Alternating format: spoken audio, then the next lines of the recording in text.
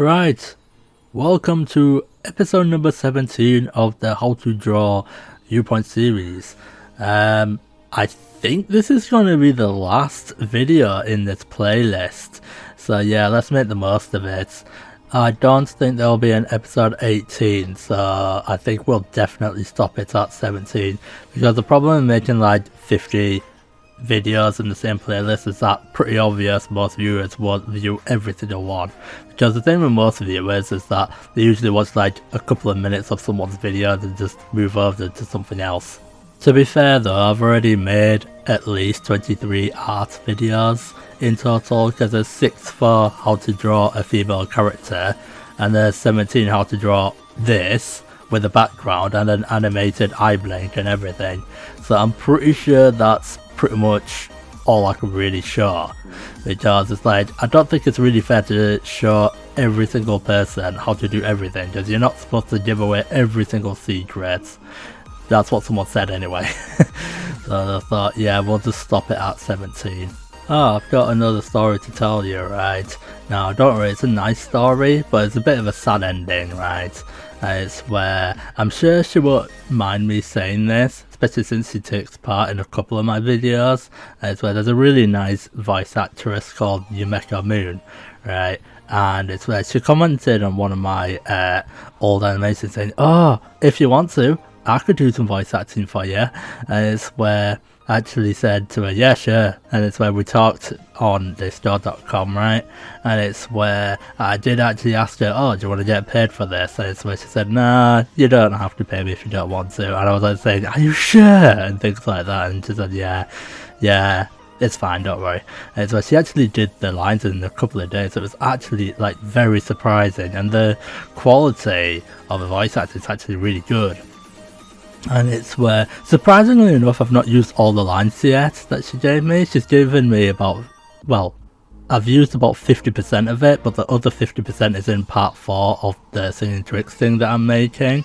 And it's where I do have an Adisa drawing tutorial that I made, and that's where the other 50% of the voice acting lines that's going to be used for that scene. It's where the sad thing is that she did tell me that she dropped out of voice acting because she's been running into a lot of problems offline. So I thought I won't go into too much detail, but basically she's such a kind-hearted person. I can't believe she actually did all that voice acting for free. It's about 150 to 200 words, so it's like, holy moly. And she was the one who approached me, not the other way around. So I thought, oh wow. I mean, I'm still going to credit her, but I'm just so surprised she was willing to do that for free.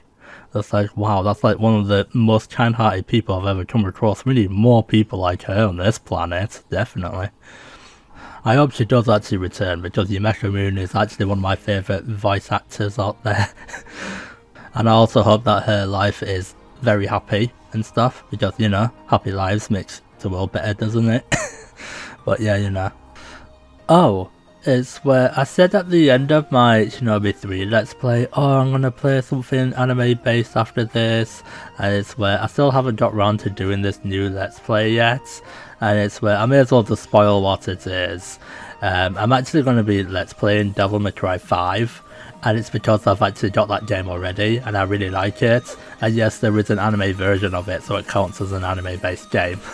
At one point I was going to make it beat something called Ginger Force, but the problem is that that game is actually kind of short. It's only got like 10 levels in it, and I think I could probably beat that in about 2 or 3 videos. Because the problem with short games is that you can just let's play them in about 2 or 3 videos. It just makes you feel like you just want more.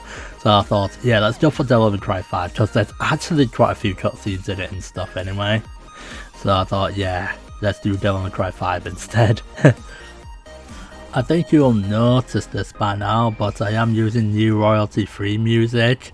I've been checking out quite a few royalty-free channels, so it's not just Kevin MacLeod I'm into. By the way, I'm a big fan of his. As you can tell, I've used Kevin MacLeod's music a lot in my videos. Now, obviously, I do reference his music. I mean, why would I not? It's where just be careful when using royalty-free music, because this did not happen with Kevin MacLeod, but it's where there was this other guy called the Fat Rat, right? And I used one of his songs and I instantly got given a copyright claim, even though there was like absolutely no evidence to prove what I was doing was wrong. It was a song called Arcadia and it's from the Fat Rat, and he even said in that exact video, oh, it's royalty free, it's copyright free. It's not. So what I had to do was I had to make a dispute, and it's where surprisingly enough I got let off the hook, but it did take me 30 days. It's just like, oh come on, this content ID thing that they check for on YouTube just to check if you've actually hit a copyright claim or not, it's just really broken and stupid. There's a lot of people commenting about this saying, oh, fix this dumb system where people start attacking you saying that you're using royalty free music without permission when you do have permission to use it. So yeah, I don't use the Fat Rat's music anymore. So I came up with a very good strategy and it actually works for me, right? What you should do, right? For instance, the two songs that's playing in this exact video, I tested these ones out. They say in their own video, oh, these are copyright free. So what I did was that I set like an unlisted video and I tested out having these songs as a separate video and tested out whether or not it actually comes up with a copyright claim or not. And if it doesn't, then obviously it's copyright free. It truly is copyright free. But if it does come up with a copyright claim, then all I have to do is just change the song to something else in Movie Studio. So yeah. So I'm definitely not using Fat Rat's music, because if I got one copyright claim off him after using his music in like a couple of videos, then obviously I'm not gonna be very confident using his music. But I can use Best Music Storage, because that's the channel that's got so many royalty free songs that I've not even tested out yet. And Best Storage Music has like hours upon hours of copyright free music, so I'm gonna have to test like quite a few of them out in the next few videos. But the thing is though, is I'm not going to be making any more art tutorials after this video, because I've already made loads of them, because as I said earlier, I've made 23 videos in total. So I just thought, yeah. So I don't know the next time I'll be using royalty free music that's not Kevin MacLeod, so that's the only thing. Okay, now then, the next part I'm going to do is I'm going to show you with the timeline how to get it to move around on screen and make it look natural. So what I'm gonna do is create a motion screen. By the way, you press right click to do that, so don't worry. Right, then you click on a frame and then you move it around. Now you see that line there? Yeah, we're gonna have to curve that a little bit. Right, and it's where we'll go more to the right, go over here, and then move it some more. It's really simple, so I don't think this will take too long. Now you have to be careful with these curve lines because sometimes they look a little strange. So you have to adjust it right. So yeah, we'll get this to go off screen. There we go. Ah, it looks a little bit wonky. Yeah, that's what I meant. Yeah, you have to be careful with things like that, because sometimes that actually happens. Right. Let me sort this out. Let me try that again. Yeah. This is taking a little bit longer than I thought. Right. Yeah, let's go back to frame 1. Right, let's run it. Yeah, that actually looks really good. That's a lot better than I thought. Wow! That actually looked a lot better than I thought. I thought that was going to look really wonky. Right, okay. Now this is where some proper magic comes in. I'm going to make another layer. We're going to make another petal. Right. Now I'm not going to put too many petals on screen. Right. So let's go. Yeah, we'll drag another one out and we'll even resize it. So press Q to get the transform tool, then we'll make it a little bit bigger. We'll move it to about here. Right, now just be careful, because if you have too many objects animating on the screen, it can go a little bit slow. so you can make the playback actually look very strange. Oh, that's another way of using motion screens. You can just right click and say create motion screen and then just move it around. This actually is probably one of the most fun parts because it doesn't take that long. It's the drawing process that actually takes the longest part. That's what I think anyway. Now I could have actually done the blossom petal part first, but I wanted to get the background and the character done first. Right. Now I could have made these movie clips be symbols instead of graphics, but I decided to go ahead with graphics instead for this one. I think you can use a mixture of the two, but I would recommend sticking to one type. So, you know, conventions, you have to make it consistent the whole way. You don't go around doing it one way for half a project and then do it a different way on a different one. But yeah. Right, let's make a move on. Let's go to the right. Click here. Move that down.